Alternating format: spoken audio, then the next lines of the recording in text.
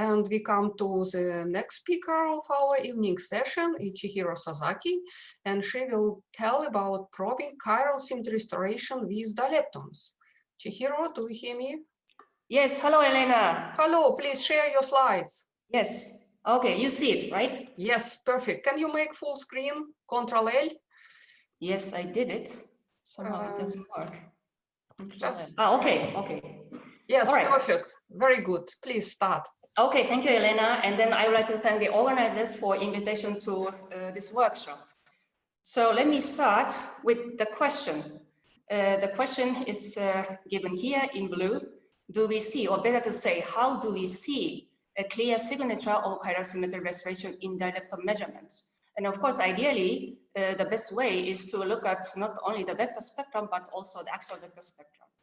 By the way, in heavy ionic collisions, the former, this one has been measured, but the latter has not.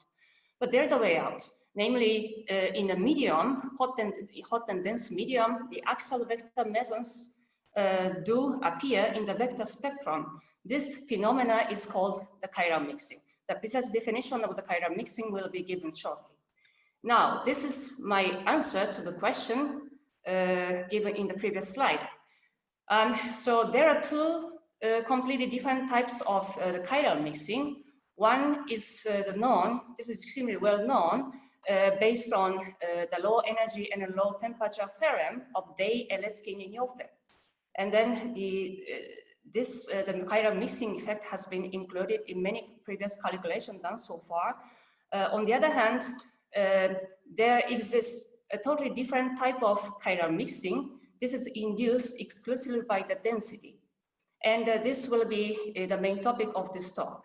And then it turns out that this is induced by Chern-Simons term. And then what's characteristic is that the density induced mixing modifies drastically the vector meson spectral function, in particular near the chiral symmetry restoration. So therefore, the message is that such a drastic deformation would become a good signature of chiral symmetry restoration in the cold enough and dense enough matter to be created in the upcoming experiments. So how such a physics is coming out? There is one interesting paper in 2007 about a holographic approach at finite chemical potential. So they started with the holographic action on top of the Chern-Simons term at finite chemical potential, and then they have deduced the four-dimensional effective action and effective Lagrangian. And then they are kinetic term of Baryon, kinetic term of Rho meson, A1 mesons, and so on. They are all standard, but we should realize the appearance of the last term in red. So this is the direct consequence of the inclusion of the Chern-Simons term, proportional to a certain mixing the coupling strength C. And then it's characteristic that it's proportional to the three-dimensional epsilon tensor, and then physics consequence is that this term leads to a mixing between the transverse polarization of Rho meson and transverse polarization of axial-vector mesons. Consequently, the dispersion relations of those two states are modified quite a bit, thanks to the presence of finite coupling C. And here, those two figures, they are the dispersion relations as a function of P0 and 3 momentum with the two different choice of the coupling parameter C, the mixing parameter C. In red, the relatively strong coupling, C being 1 GeV was chosen, and then for blue, 0.5 GeV was chosen just for illustrative purpose. So what makes a difference on the level of spectral function? So this is the answer. So the spectral function is no longer bright Wigner form. So let's have a closer look. So this is the dispersion relations, the same as before. So just for illustrative purpose, let's fix the value of C, the mixing parameter C being 1 GeV, and 3 momentum, let's take 0.5 GeV. And then according to the dispersion relation, the Rho meson transverse polarization of Rho meson, somehow my mouse doesn't work well, the transfer Rho meson effectively has a mass 0.5 GeV. So this is the reason why this transverse component contributing to the entire spectral function has sort of brought a bump around the square root of S being 0.5. And when you look at the dispersion relation, modify the dispersion relation of the transverse axial vector meson, it appears at the P0 1.5. And then such another maximum appears clearly at the corresponding square root of S. And as I said, the longitudinal polarization, they are completely intact. They are completely free from this chiral mixing. And the entire the spectral function is the sum average of the two transverse polarization and the one longitudinal polarization. And then the final result is given in red. And then clearly this is not the simplified Wigner. So that way we have a bit complicated structure in the spectral function. But of course, such a drastic change of the spectral function entirely relies on the strength of the mixing parameter C. So here I have chosen rather strong mixing, 1 GeV. This is bigger scale compared to any other scales in low energy physics. But there is a reasoning, of course. So we have taken such a strong value at the saturation density. This is because this is just a prediction from the ADS CFT model, which I have introduced here. Okay, but such extremely strong the chiral mixing immediately leads to a problem. Namely, the theory prefers the ground state with vector meson condensation, which is completely odd. So therefore, this is not what we want. But so therefore, we need to somehow estimate the realistic value of the mixing parameter C in nuclear matter in color 3 QCD. And then after all, we don't need to really rely on the ADS CFT or holographic language, because what's essential is just the symmetry relevant to our system. And then this can be done if you start with the West-Minor-Witten action. This is equivalent to Chern-Simon term in 5 dimensions. And when you look at the set of West-Minor the actions, and then you will find such a piece of Lagrangian, which includes omega meson, rho meson, and axial vector meson proportional to epsilon tensor. And then what we typically do in nuclear matter is that the omega mu is replaced with the expectation value of 0th component of omega. And then when you, one can easily estimate this the condensate taking like a Waleczka model.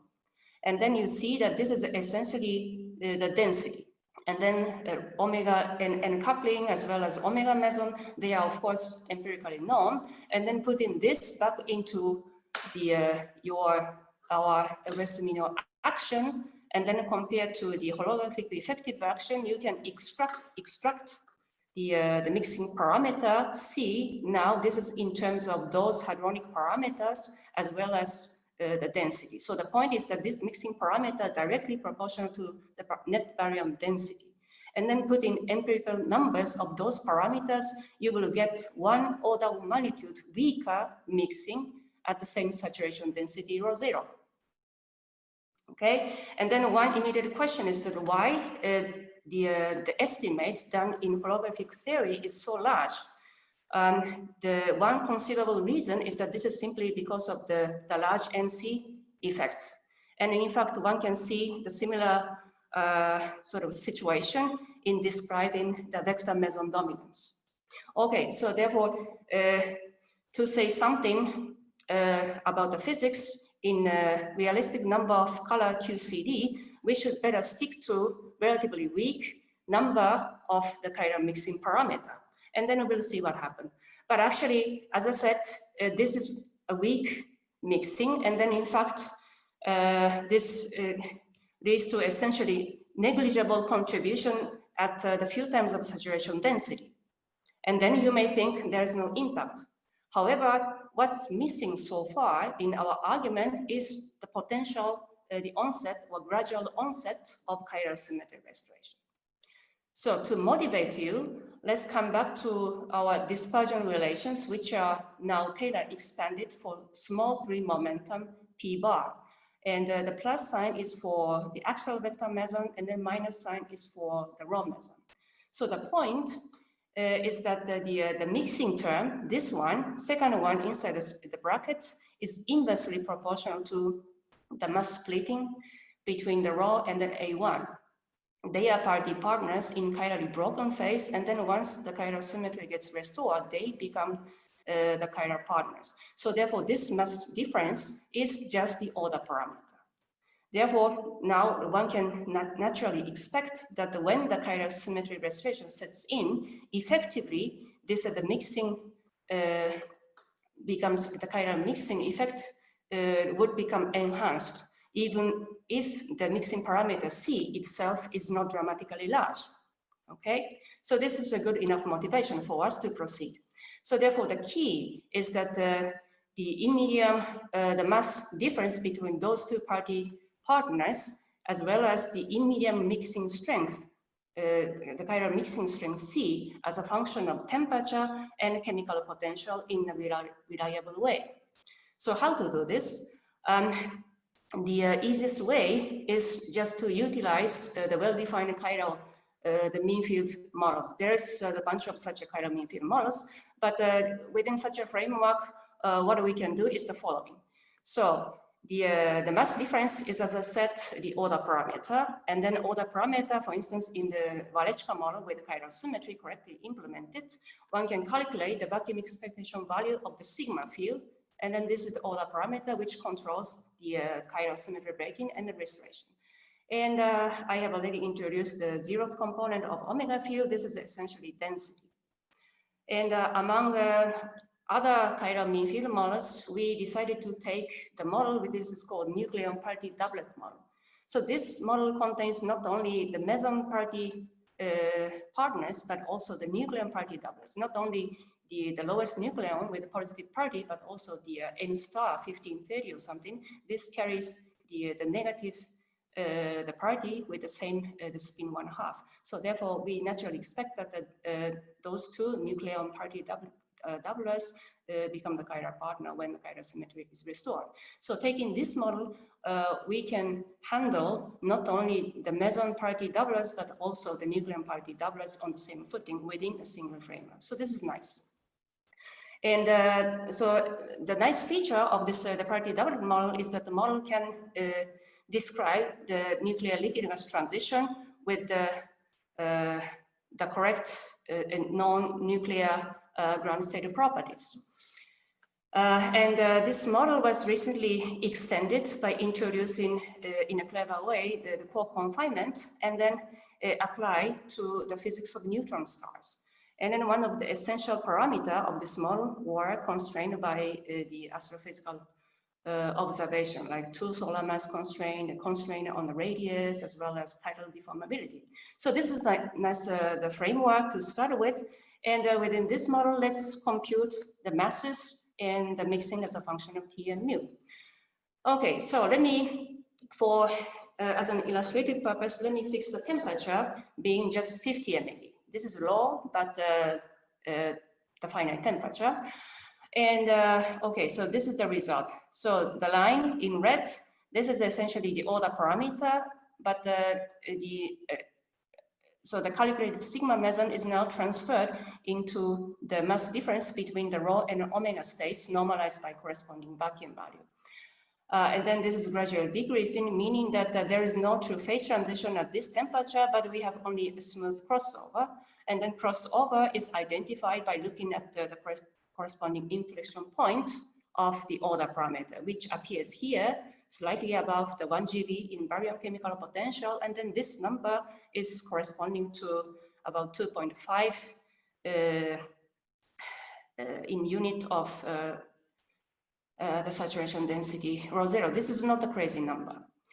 Okay, on the other hand, with calculated omega 0 expectation value, you can construct the C parameter, the chiral mixing, and then this is given in that form in blue. So this is decreasing because the density is increasing. This is intuitive. Okay, so this is the rho meson spectral function calculated at the same temperature, 50 MeV. So first we concentrate on the first, the three upper figures. So they are the same quantity, but calculated at different chemical potential. So this one was far away from the chiral crossover, and the most right one, this was computed at or very close to the chiral crossover, and the middle one was calculated with the intermediate strength of the chemical potential. And you see clearly when the system is approaching the chiral symmetry restoration, the raw meson spectral function does exhibit the typical the structure change according to the chiral the mixing induced by density. It's also very instructive to compute exactly the same quantity, exactly at the same chemical potential, but in the different scenario. So the lower three curve, the plots, they were computed without chiral symmetry restoration. And then essentially you see nothing. Even at the maximal chemical potential, exactly corresponding to the chiral symmetry restoration, crossover chemical potential, the difference coming from the chiral, the mixing is extremely tiny. You see a very, very little difference between the two colors in blue and red, but they are, I mean, essentially the same. So this is nicely illustrating that our previous anticipation made here that indeed the onset of chiral restoration increases the effect of mixing. So therefore, in other words, one can say that such a deformation on the spectral function is considered to be the signal of chiral symmetry restoration in dense matter. Okay, so far the raw meson and then the extension to omega meson and then phi meson as well as the corresponding axial-vector counterparts can be done rather in a straightforward way. So here I have made just one assumption. This is not a, I mean, drastic assumption, but just a working assumption. Namely, the mass difference between the phi meson and the axial-vector meson partner F1 state becomes the value comparable to the mass, the difference in the non-strange quark sector, only slightly above the chiral crossover. So in the following calculation, I have just assumed that this number is achieved at 1.2 times of the corresponding critical chemical potential instead of exactly 1 times the critical chemical potential. So this is one assumption. By the way, this is extremely well guided by the calculated screening masses in lattice QCD, the simulations at a finite temperature. And another working assumption was that, so not only the phi meson, but also rho and the omega meson, all those vector meson masses are assumed to be just constant, just for simplicity of computations. So nothing else. All right, so coming back to rho and the omega spectral function, and since rho and the omega, they appear closely, so therefore the now the final result is a little bit busy and complicated, but essentially what we can see is the same feature. So here I have computed the same quantity at the fixed temperature, but the various the distance from the chiral crossover, namely different choice of chemical potential, relatively low chemical potential, intermediate chemical potential, and exactly at the chemical potential of the chiral crossover. And then you see typical deformation. But they are to a large extent broadened because they are broad object, in particular one meson. And then the characteristic 3-peak structure as a consequence of the chiral mixing is best preserved in the phi meson sector thanks to its narrow decay width. And then with a given spectral function, one can immediately calculate the dilepton rates at the same temperature. This is, by the way, the 3-momentum integrated rate. So therefore, the signal is a little bit milder, but still you see the signal of chiral symmetry restoration or equivalently signal of the chiral mixing induced by density here, and then also a little bit below the vacuum, the phi meson peak, as well as about 1.1 GeV. This is a completely additional peak. Okay, and then, but to make those things a bit more realistic, we should not forget about the important role of baryon resonances in nuclear matter. In particular, those two states, this the nucleon state 7050, this is the highest spin state, spin 3.5, and then the delta 1905, which carries spin 5.5. And then those states are known to be important in nuclear matter, and then, by the way, they are p-wave states, so therefore they carry non-trivial momentum dependence as well. And then point is that they do have extremely strong level mixing, and then this is best seen in the Rho-meson spectral function. This is presented in their paper. So this is the spectral function, vector spectral function, as a function of the energy.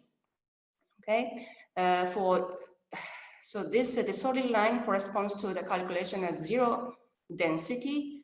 One hand, on the other hand, this dotted line corresponds to the calculation with 2 times of the saturation density. So the point is that in nuclear matter, in particular, such a relatively high density, there is no trace at all of the vacuum Rho-meson peak in the spectral function. And afterwards, in the more states, the low-lying, the resonances, some are P-wave, some are S-wave, they also have been also systematically included in the calculation of the spectral function to improve the calculation. So anyhow, the dominant contribution are coming from those two states because of their large branching ratios. Okay, so this is the result. So unfortunately, the signals are to a large extent diminished by the P-wave states. In a sense, this is expected. Okay, so this is the result in just the Rho-meson channel. So here I have eliminated the phi mesons at all. But what about the phi mesons? And of course, the phi meson decay width in medium, in nuclear medium, would also be broadened. There is a number of the paper where such calculations are carefully presented. But commonly, you find that nevertheless, the phi meson remains extremely well-defined resonance. It's broadened, but when you look at the final result of the spectral function, you still see clearly the vacuum, the phi meson, the remnant of vacuum phi meson peak. Okay, so therefore, as a first approximation, it's not very bad idea simply to multiply by a certain constant factor to your vacuum value of the phi meson decay width into 2k. So here, just for an illustrative purpose, I have multiplied by factor 3 and 5. And then according to the collected, the list of the references, I have found that the 5 seems to be sort of maximal case, or to me, just the worst case. Anyhow, yeah, of course, when you do this, it gets broadened. However, you still see the deviation, which is not negligible, and this clear deviation from the baseline. In particular here, below sort of around the 1 GB, this is not only the broadening effect, trivial broadening effect, but also the effect coming from the transverse, the phi meson, as well as this one. This is particularly characteristic. This does not exist if you do not have the chiral symmetry restoration at all. But nevertheless, even though the phi meson could be broadened in nuclear medium, the broad maximum potential could be very broad, but the overall upward shift is clearly seen. So this result is encouraging us. Okay, so here I come to the summary.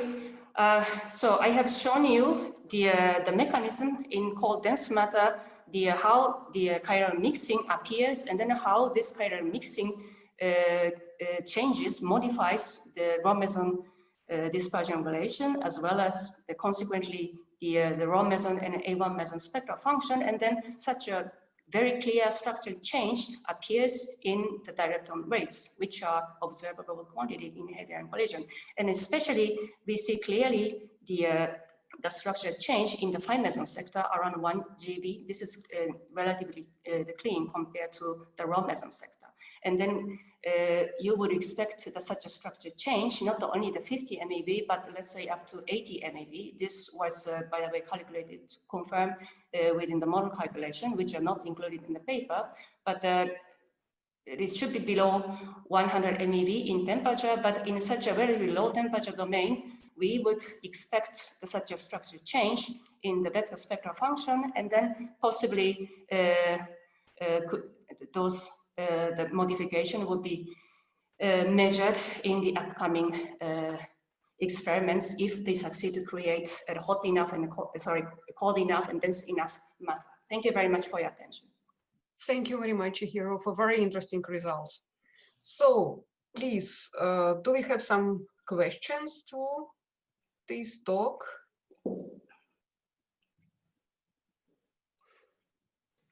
Okay. I have also a few questions, but I will postpone that for the discussion session. Okay, good. Yeah, David. Okay, David, short question, please. A very short question. What is this HIAF facility? Oh, this is the facility in China. Where is it? No, I don't remember. Will it be? I didn't know about it, but I have learned it at the quark matter in Wuhan. Yeah, somewhere in China. Don't ask me. I'm not the expert for this. Okay. Okay. So I don't see other hands. So thank you very much, Chihiro, and thank you very much. We will join back to these questions in discussion session.